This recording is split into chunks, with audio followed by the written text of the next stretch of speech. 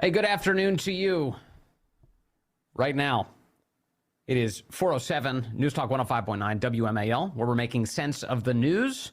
You can join us at 888-630-9625, 888-630-WMAL. We will be joined by Sean Kennedy coming up with presidents of Virginians for Safe Communities. We'll talk about more criminal chaos in Fairfax County. It could have been stopped if only Fairfax County officials would actually enforce the law. These latest crimes would have never had to happen. And then Victor Davis Hanson joins us at 5:30. We'll get his assessment of the current state of our great country. Where are we headed? What comes next? You can join us, 888-630-9625. That's where we find Bruce in Riverdale, Maryland. Bruce, good afternoon. You're on the Vince Coglianese Show. Hello, sir. On line 5. Bruce is on line 5. Hello, Bruce. How are you doing? Thank you. I want to thank you for the refined reporting you've done on what's happened at Francis Scott Key Bridge. I've been listening to stuff since 7 o'clock this morning. You're the only person who puts some meat into this situation. I really want to thank you for it. If there's a golden microphone award, you should get it for this reporting, sir. Everybody else has been jabber-jawing and just wasting my time listening to it. I'm sorry that you've had that experience today. So if I could ask you, because I mean this sincerely, what is it that you were looking for that you weren't getting from other media outlets? Possibilities on why it happened. What happened to the ship? Right. Why did it crash into it? I know it crashed into it. I could see it. But we saw black smoke and it crashed into the bridge. You had somebody come on there that knew what he was talking about and gave me a real big lesson on what goes on when the ship comes in and out of a port. It's very involved. It's a very involved job and a very serious and professional one. And that guy, John Conrad, again, he's the CEO of G Captain. I was kind of following his coverage today and then listening to some of his other conversations he was having in places like X, social media. I was thinking, we've got to get this guy on. So Corey, of course, and Gannon worked hard to get him on the show with us today. If anybody missed it, you can hear it. We'll be posting, as we always do, the podcast. At the conclusion of this program, you'll be able to go find the Vince Coglianese podcast and listen to that. But yeah, John brought an excellent perspective on, what it even takes to move these ships, the safety that's involved, and all of the things that may have gone wrong that led to this collapse. Because we're all wondering, aren't we? Yes, we are. I was involved a little bit with these ships in the Saigon port during the Vietnam War, and they are immense. You don't really know how big they are until you're standing next to one of them looking at them. They are huge. Yeah. And just imagine one of them striking something and how much force goes into that. And clearly we saw the effect of that on a bridge today, now collapsed just outside of Baltimore. The momentum with 167,000 dead weight tons has got to be incredible. It's just incredible. Just incredible. All right. Thank you, Bruce. I really, really appreciate the call, and we'll try and keep living up to the standard here. Thank you for that. Now on to the border, where we've been watching what is happening on our border. And last week you saw a number of young men, illegal aliens, pouring across the border and fighting their way through Texas National Guard, assaulting National Guardsmen as they came into the country and then ramming into a fence, trying to get even deeper into our country. A part of the crew capturing that video is our next guest, Jennie Taer. She's a New York Post reporter, and she joins us now. Jennie, good to have you back with us. Thank you. Thank you for having me. That was, again, wild footage. You've been covering the border for some time now. Just give us a sense, how unusual was what you experienced last week? Every now and then we do have these attempted incursions by large groups of migrants that are very frustrated with how authorities are handling the situation. In this situation, it was Texas authorities. I mean, we know the state is trying to push back people, and they're at odds with the federal government, which is trying to conduct mostly catch and release of illegal migrants. So this has happened a couple of times before, but this situation was pretty remarkable because you had these migrants that had amassed in a group of about 300. They decided that being turned back to Mexico as single adults being their fate, that they would just cause an uprising. And what they did was they breached the concertina wire that the state had erected there in El Paso, and then they had breached the physical bodily barrier that National Guard had, put themselves in the line of fire there. And there were only a few of them compared to hundreds of these migrants. And so what ensued was very chaotic, was very violent. We've since learned that the migrants who had, gone after these soldiers that had assaulted them, that they were armed with shanks, they were armed with knives, and they made their way all the way up to that last barrier, which is the Trump border wall, which eventually Border Patrol did come and open that gate for them and processed them and took them into their custody. One of the things that I've noticed in that video is just how brazen and entitled the people who are pouring into the country. The frame up in the conventional media is that there's sort of like poor, desperate, struggling people who are grateful to be here. But that's not what I saw in the video at all. What have you detected over time in terms of just the amount of entitlement you're sensing out of people who are coming into our country illegally, thinking that they're going to stay here? Yeah, I'm sure some of your listeners have seen the recent video from that Venezuelan migrant who's on TikTok. That's a good example of kind of what you're describing. This man has been going viral on social media. He came here illegally. He's been touting all of the free handouts he's gotten from coming, sharing his tips on how to scam, how to beg for money, where the government can give you money. There's messages going around to migrants that they know where to find the resources, which is one of the reasons that there's such a big pull factor to places like New York City, which we know is now going to hand out debit cards, I believe, to these migrants. And so that kind of thing incentivizes people to come in droves. And it also gives them a sense of entitlement, like, we're being told we can get these things, so why aren't you letting us in, kind of thing? Why are you pushing us back? And I think that's, again, that encompasses this state versus federal standoff right now in Texas. Yeah, that's just wild. So what is the state of that now? I mean, there's weeks ago, we saw the Biden administration was cutting open the concertina wire, and Texas was fighting to stop that from happening. Is the Biden administration still destroying all of those border barriers, or have they backed off? It continues to be this issue. Right now in El Paso, for example, the National Guard is patrolling the front line, mostly in that area where you saw that riot. And on the other side of the gate is federal authorities, Border Patrol. You do have migrants that are on that other side of the wall. They are considered to be on U.S. soil.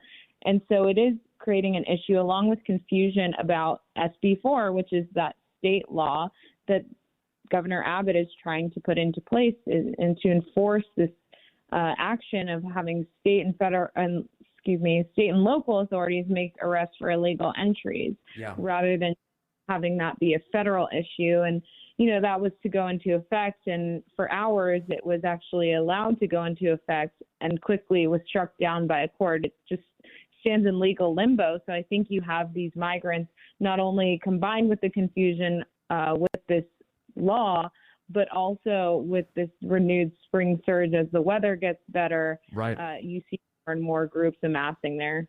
Yeah, that's right. Yeah, some countries call it the fighting season. We just have the illegal invasion season. As the weather gets nicer, more and more people come in. So what is the Border Patrol's opinion of Texas's law enforcement efforts? Do the Border Patrol guys like it? The rank and file that I talk to do support the actions of the state authorities, because they don't like what they're doing. They don't like the fact that they are releasing people en masse into the country that they know are breaking the laws by entering illegally. They're very frustrated by that. And so the ones in the state of Texas are very grateful for those authorities here that are here under state orders. But it's very depressing for them to hear that a lot of these migrants that were part of this rioting group were processed into their custody, that they opened the gate for them. Their fate is still uncertain, although I know some people that had crossed that day were released. I actually flew on the airplane with them back to Houston. But the agitators they're trying to hold as many of the individuals they can identify as agitators from our videos to be able to push state charges against them. And that's still an ongoing process, and it's very difficult when you have Border Patrol, which their orders from Washington are to conduct things very expeditiously and to release people as quickly as possible. So the Texas government can't want their National Guardsmen to be in such risk again. I mean, there were only a handful of Guard members in your video trying to stop all of these illegals from blasting past them and into the country. What has Texas done now to, enable these guys to better protect the border, if anything? So Texas has done a few things. They've erected more concertina wire in that area. They've also brought more manpower. As you noted, there were only a few soldiers down there. They've brought in a couple dozen more, some from other areas of the border.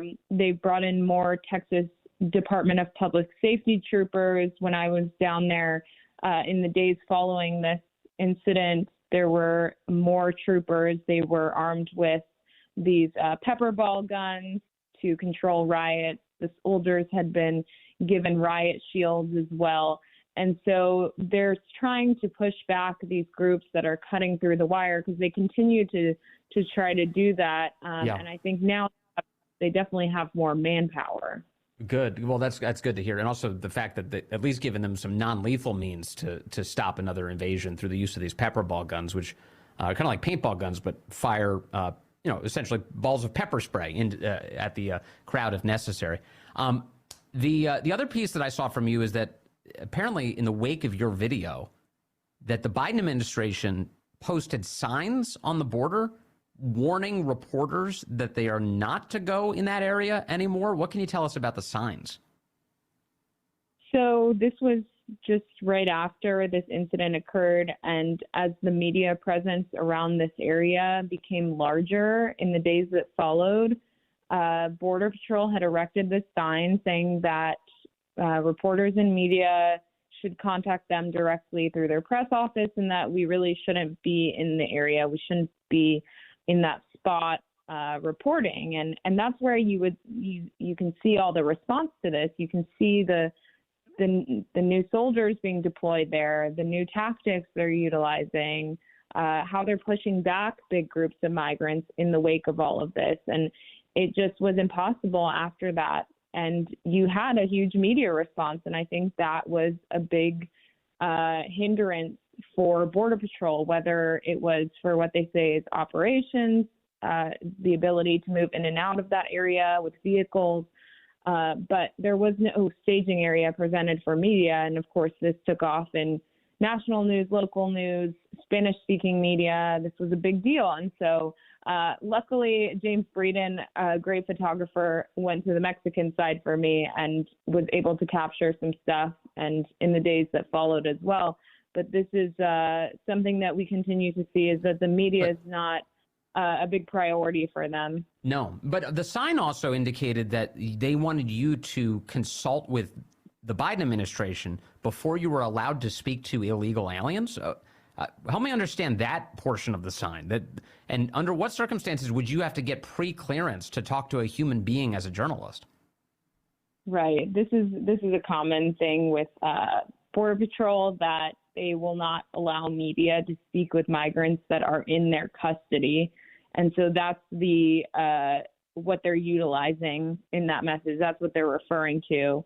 And so we see this inability to really do our jobs of when these things happen, and to ask questions of people involved, and to see what's going on from the ground, from being there, because that's what journalism is about, is being out in the field, is seeing things, is talking to everyone involved and observing it firsthand rather than sitting around and speculating and running the line of a press release. And that's just not something that I do. And I know others don't do that, all that were there. So it's very frustrating. Yes. It's wild. Anyway, thank you as always, Jennie. You've been doing great reporting on the border for years now, now at the New York Post. Appreciate you as always. Thank you so much for your time today. Thank you. Can't miss this one. Apparently, Karinge just did a radio interview, I think it was today, in Charlotte, North Carolina, on a radio station called WBT. The host on the station asked, does Joe Biden have dementia? Here's how that went. When I told a number of people that I was talking to you today, it was interesting, though. They all said, would you please just ask her? Does the president have dementia? So before I move on from that, does he? Mark, I can't even believe you're asking me this question. That is an incredibly offensive question to ask. But you know people ask it. Wait, let me. No. You, Mark, you're taking us down this rabbit hole. Let me be very clear about this. For the past several years, the president's physician has laid out in a comprehensive way the president's health.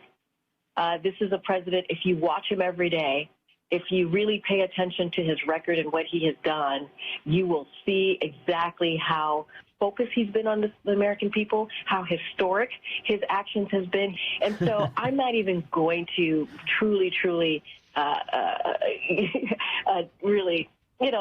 take the premise of your question. I think she meant to say dignify. Incredibly insulting, and so we can move on to the next question. Gas prices and grocery prices, then big topics here in North Carolina. How does Mr. Biden win votes when people don't have as much disposable income? Look, the president understands.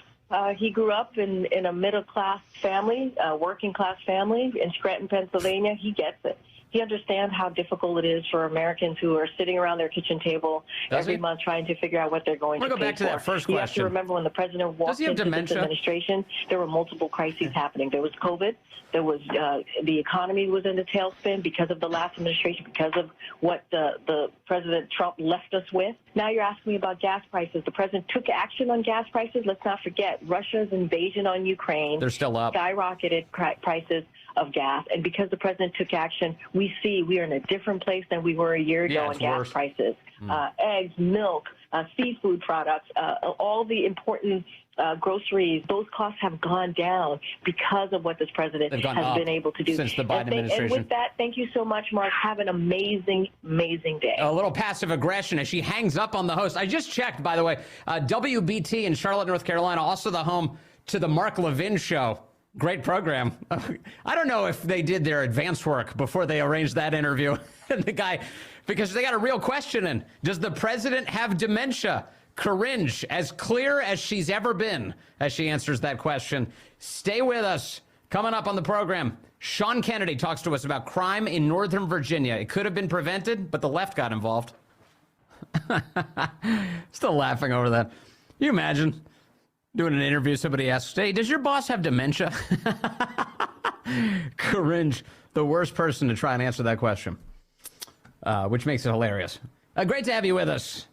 Coming up on the program, Victor Davis Hanson will be here at 5:30, senior fellow at the Hoover Institute and the author of The Dying Citizen. He'll give us an overview of what's happening in the United States of America and what the stakes of the 2024 election are. Few can see it as clearly as VDH. Looking forward to that. And you can join us at 888-630-9625, 888-630-WMAL. Horror in Northern Virginia this past week. Local officials describing a 24-year-old assailant, Kevin Lopez Alton is his name, as monstrous for what he did allegedly to multiple women. He was arrested Friday in connection to a series of sexual assaults involving a 59-year-old Annandale business owner and a 20-year-old Northern Virginia community college student. And in the one case, he apparently held his victim for hours and continuously sexually assaulted her. It's deeply gruesome. And now we're finding out more information that it turns out he's been in custody a lot before. And yet the government has failed us yet again. For more on this, I want to bring in Sean Kennedy. He is the president of Virginians for Safe Communities, and he joins us now. Sean, good to have you with us. Thank you, sir. Well, thank you for having me, Vince. We get sick and tired of having to go through stories like this, but here's another one where you have a man who is alleged to have sexually assaulted multiple women, including one that he apparently held captive for hours on end and repeatedly sexually assaulted her.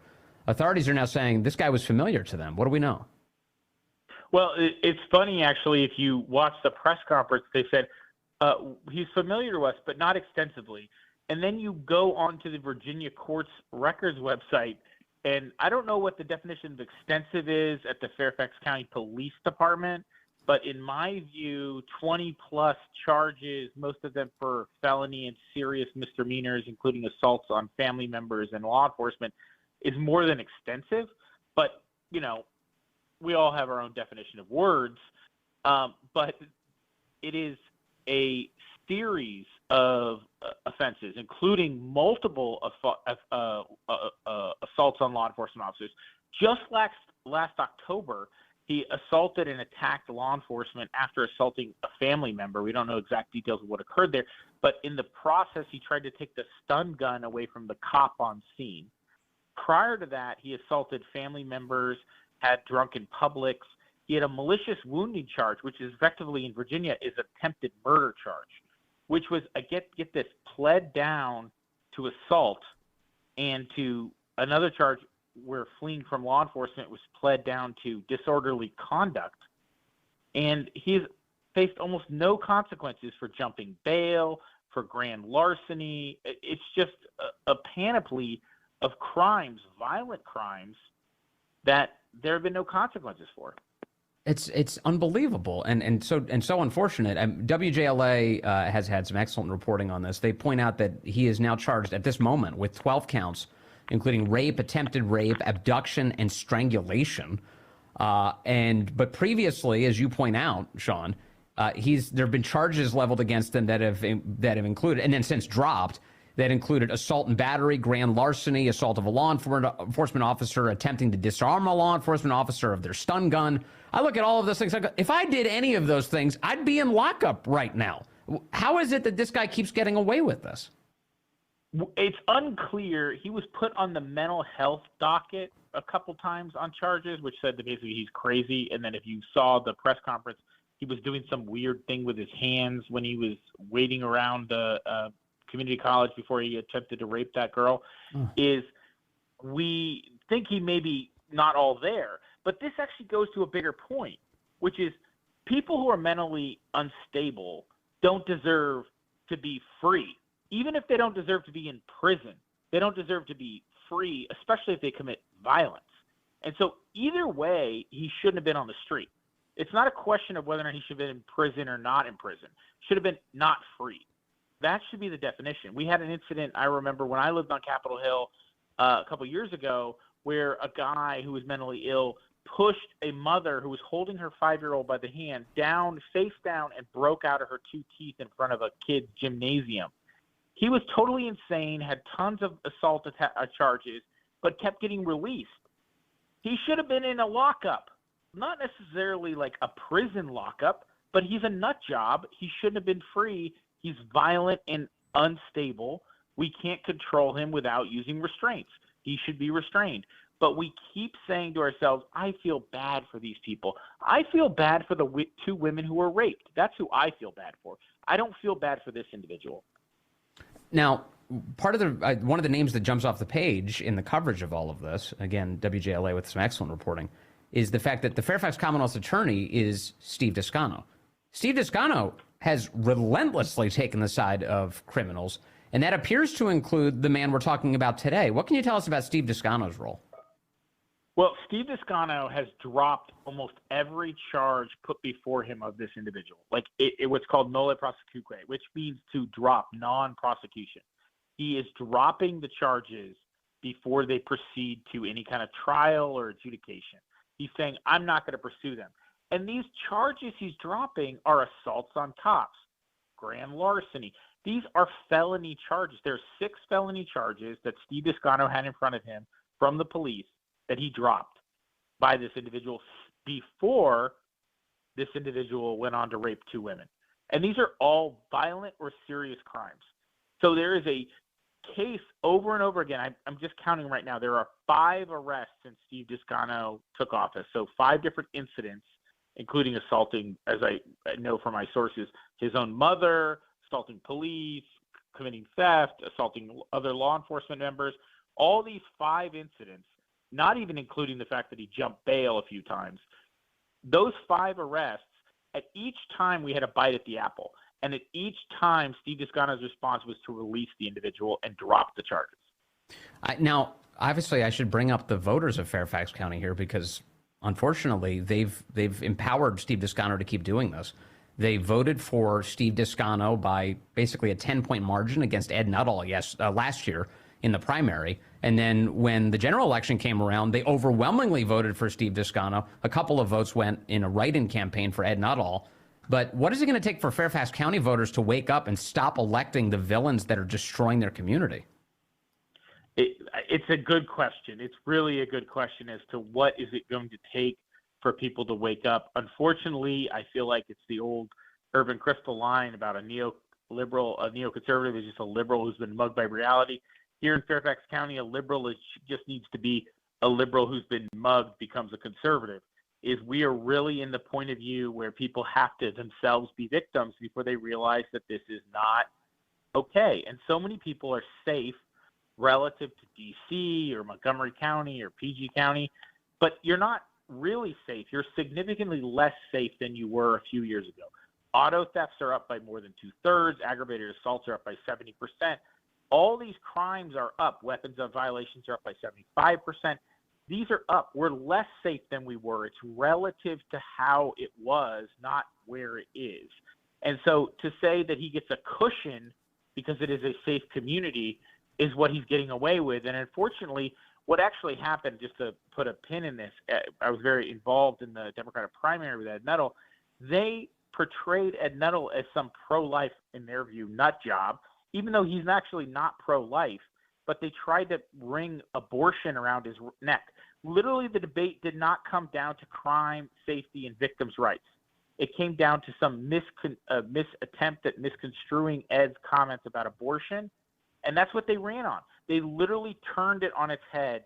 It wasn't about Steve Descano. It was about abortion, as if the prosecutor in Fairfax County makes laws.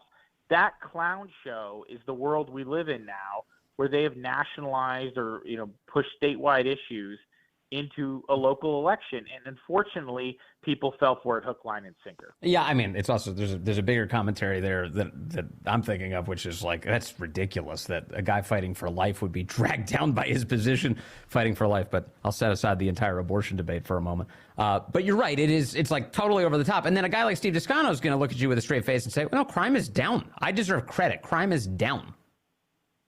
Crime isn't down. In Fairfax County, it's actually up significantly, and it's up significantly relative to other jurisdictions.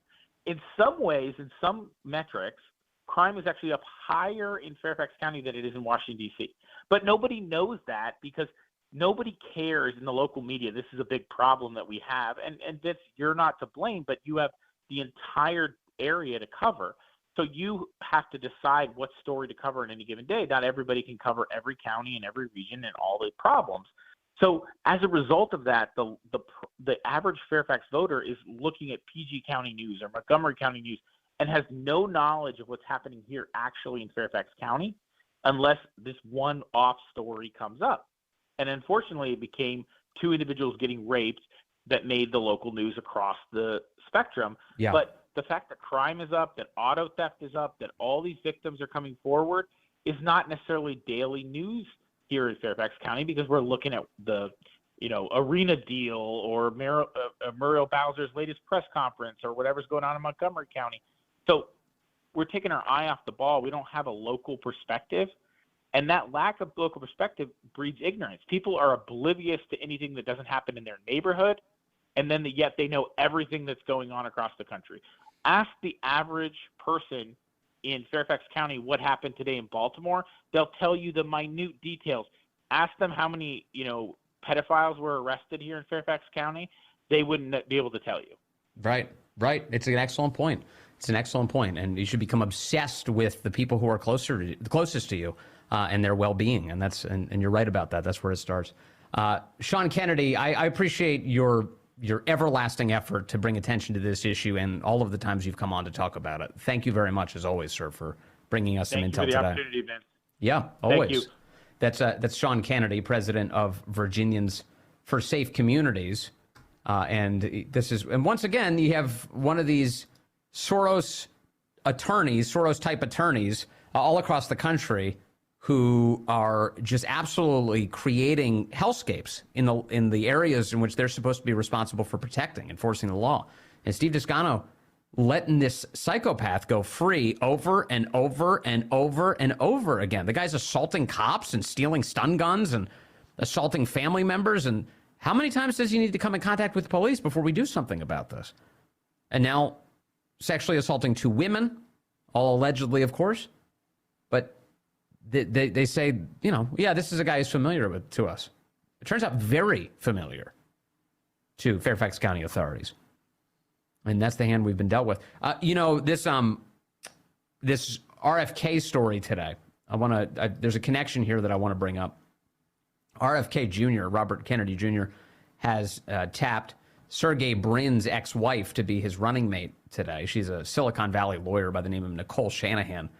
She has a reputation for being weak on crime herself, actually. She's also been a big dollar donor, 6-figure donor to a different Soros-backed prosecutor who you'll know from L.A., George Gascon. She's given 6 figures to the guy. Breitbart has a great story up today on her, saying that Shanahan has a history of supporting far-left criminal justice initiatives. In 2021, she revealed in San Francisco Magazine that she's a major donor for something called Measure J in Los Angeles County. Measure J, quote, amends the county charter requiring at least 10% of all locally generated and unrestricted revenue be reinvested into community development and alternatives to incarceration. That is, defund the prison system, according to a summary. It also prohibits using funds for carceral systems, prison, and law enforcement agencies. That would be cops. Further, Shanahan, in that same interview, stated that she believes a mental health professional on scene of the George Floyd arrest could have possibly changed the outcome of the situation, that maybe a therapist could have brought some peace to the entire saga there with George Floyd. They also Breitbart points to conservative and Turning Point USA founder Charlie Kirk, who has been discussing this, saying that Shanahan is, quote, a 6-figure donor to George Gascon, the pro-crime Soros-backed prosecutor who helped wreck San Francisco and is now currently wrecking L.A.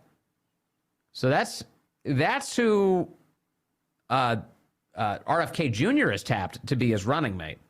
Now, I did see some reporting today. I think it was Fox who indicated that she kind of regrets her support for Gascon. She thinks that he's not doing what he should be doing. That things are not quite as good under Gascon. But it is a commentary on her judgment here, of course, and a clear sign that she fits squarely in the left-wing rubric in terms of how to tackle crime, I guess, by enabling it. And that's why the Biden campaign is sweating today.